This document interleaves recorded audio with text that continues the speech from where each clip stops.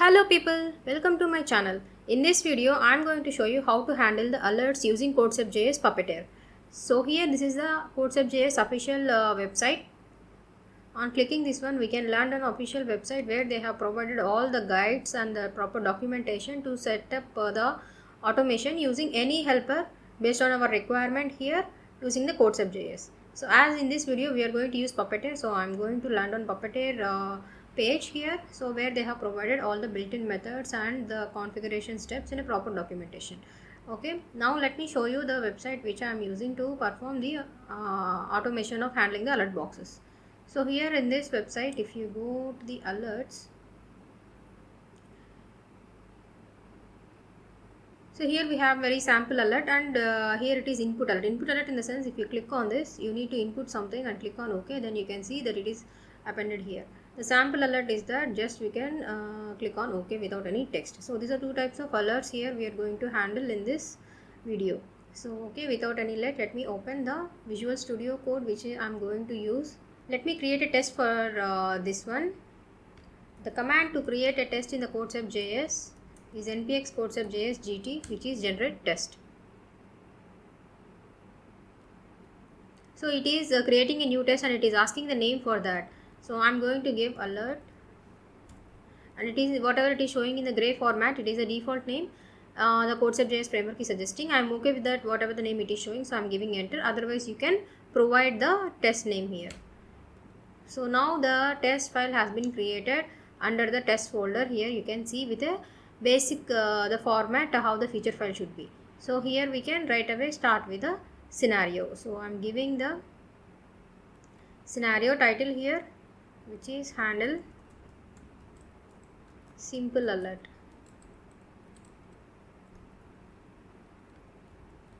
Okay, the first step here is that to launch the web page on the web browser.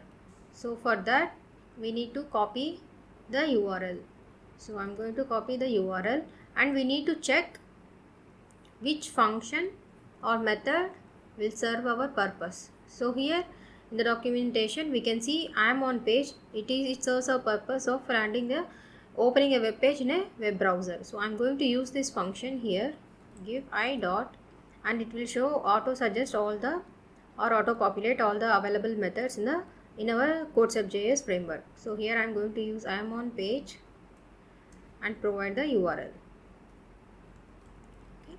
Now here if you see, I am not giving the entire URL, I am just giving the part of it. Why? Because in the CodeCept.js configuration file, in a Puppeteer helper section, I have given the base URL under the URL property. So it will append this URL property to the whatever the URL we provide as a in a I'm on page function. Okay. So now with this line, it will open the web browser. Sorry, it will open the web page on the web browser. Okay. Now what we need to do is, like, we need to scroll down to the bottom and we need to click on this alert. So for that we need to grab the element locator for this.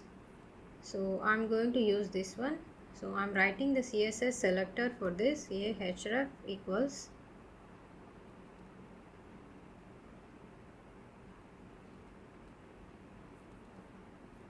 alert.php. Okay, so I'm copying this one, and before performing any action on the element, it is always suggestible to wait for that. So I'm using double quotes and then waiting for 5 seconds. So here you can see automatically it is telling us in what way we need to use this function, what parameters we need to function, in which order. It is given the examples also for that. Okay, now after this I am going to click on that.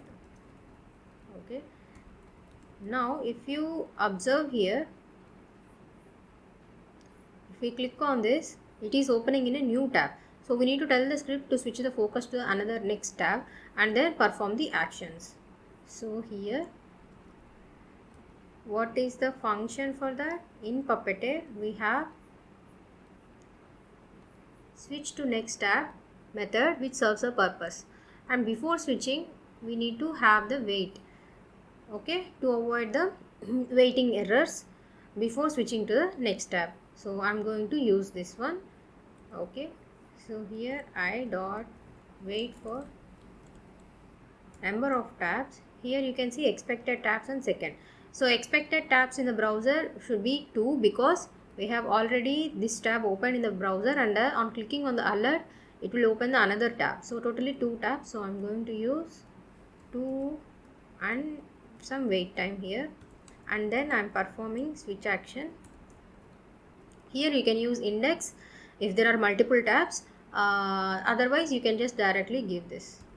Okay, now switch to next tab I have given, as we have only one single tab with compared to the main tab. Okay, so now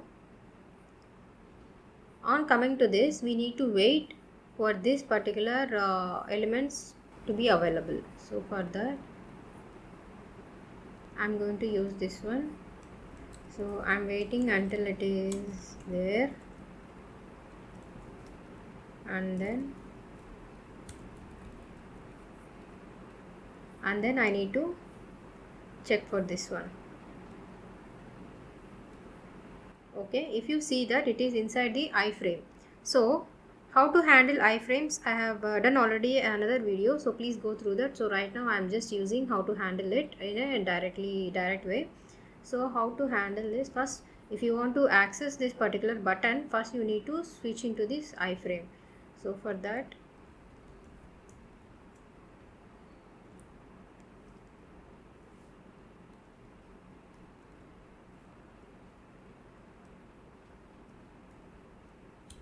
frame, and we need to give the locator of the frame here. So I'm going to use this one. So this is how it is identifying. I'm going to use this one, and then function. Okay, this is how we can handle the iframe. So now within this iframe, whatever we are going to do, that will be handled in this. So because it is inside the iframe. So now with this step, it has been we told the script that whatever the actions we are going to write within this function, it needs to be handled inside this frame. Okay, now we need to wait for this element. So okay, so I'm going to use this, wait for this element, and it can directly click.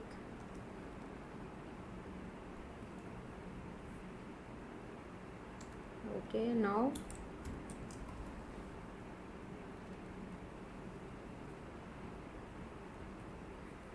now let me run the script.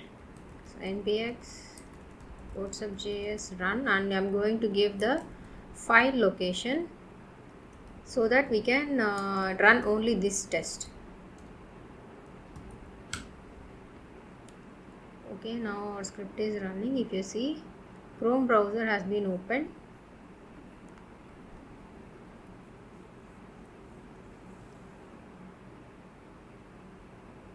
With our URL whatever we have given, and then it will click on the alert.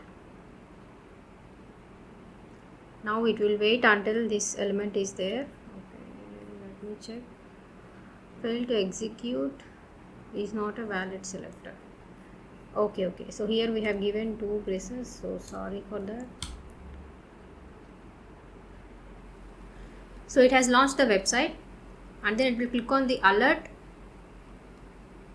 So now it has been navigated, switch to the next tab. See, if you see here, the just pop-up has come up here, and it auto approved the pop-up. Okay, in Puppeteer there is no need to go and perform the click action. It serves the automatic acceptance of a pop-up. Okay, that's why I just gave the click button, which is to I just gave the click button just to click on this. So I didn't have added any function or any method to click on this. Okay, so it will auto approve in codesub.js Puppeteer. Okay, so now we have handled the sample alert. Now in the same way we are going to handle the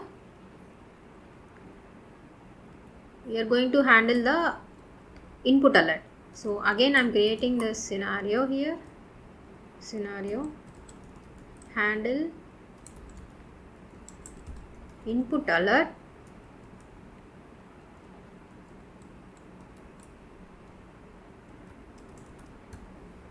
okay. So now these steps will remain same till here. I'm going to add it the same. So after switching to the next tab, we need to click on this one. Okay, so now this is the input alert. So tab 2, here it remains the same. I'm just changing this tab 2 and then waiting for that. And now we need to perform the click on that tab to navigate to the input alert. So I'm going to give here tab 2. On clicking that, it needs to again perform some actions within the frame. Okay, so let me check whether it is the same or not. iframe here to check this box.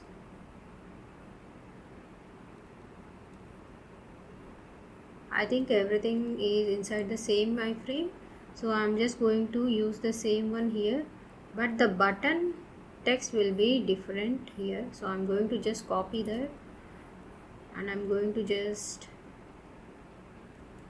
change this text and here like this one. Okay, now again text here, I'm going to just use this one. Okay, so here if you see, on clicking this box, we need to pass some text. So for that, how we can do? In Puppeteer, if you go and check, we just have the accept pop-up function, but we can't pass any text inside that. Okay, so to handle in this such cases where we need to pass some text into the pop-up box or dialog, we can have the we can use the dialog.accept method that has been proposed from the Puppeteer documents. So here if you go and check, they are telling accept text. So we can just use this accept text. If you click on this dialog class, here you can see how we can use that. So this is how we can use. So on opening any dialog, we can perform these actions. Either dialog.dismiss, dismiss means it will dismiss the dialog box, or we can accept it. And dialog.default value in the sense it won't pass any text, just it will accept. And then message type. So based on our requirement, we can use that. Right now we need to accept the pop-up with some text in it. So for that, we can go here and we can see it here. Okay, dialog.accept we can use, but the basic syntax will stays like this. So we are going to use the same here. We can have a helper that has been created. So right now in the same helper section, I'm going to create one function to handle alert. So a single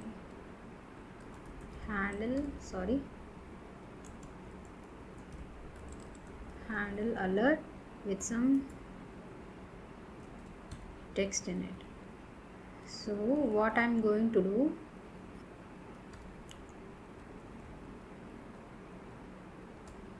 we can use in this way. So we are just using from the Puppeteer, which is this dot helpers dot Puppeteer. Okay, now page has been loaded in this one, the current page, and on that page any dialog has been opened. What we need to do, so here we will check how they are using. So we need to use await and all for the dialog to solve the promise. Here we can see, right, the promise and all. So that's why I'm going to give await dialog dot accept with some text. Okay, so we will see how it will work here. Okay, so this one I'm going to use it in our test. So if you just give I dot handle alert and whatever the text here, So I'm just copying this one. Sorry, we are using that parameter whatever we are using in this function, and I'm going to pass the text here.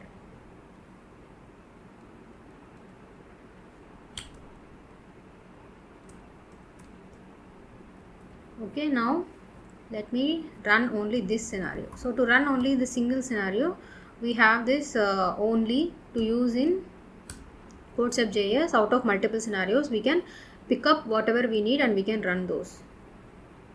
Okay, now I'm going to run it. Let us check how it is working.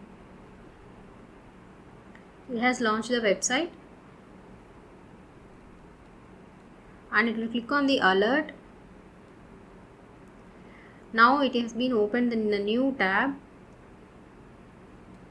Now it will click on, sorry, I think there is some issue. Expected 2 taps are not met after 5 seconds. Okay, let me give some more time here. Switch to next tab, and this one is wait for element. Sorry for this blunder. Okay, so now let me run it.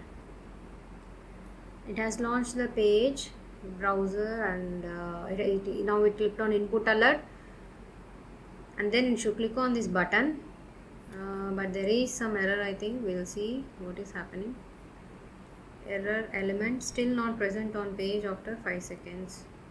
Let me check whether our XPath is correct or not. Iframe, okay, iframe is different here. If you see, it is alert input alert, so I'm going to change this one as an input. Okay, now let me run the script.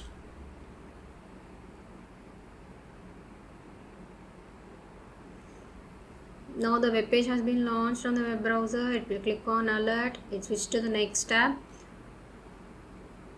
So we click see. If you see here, I think the text has not been entered yet. Okay, here the syntax we did it wrong. Oh, that's the mistake here. If we check the documentation of Puppeteer, so we need to actually give while accepting the pop-ups, we need to actually set it up before we click on the button. So here if you see, this must be set before a pop-up is triggered.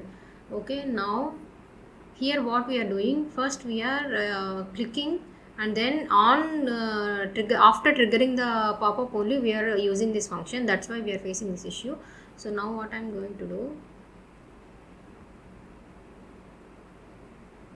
I'm going to give like this. Okay, now let me run the script.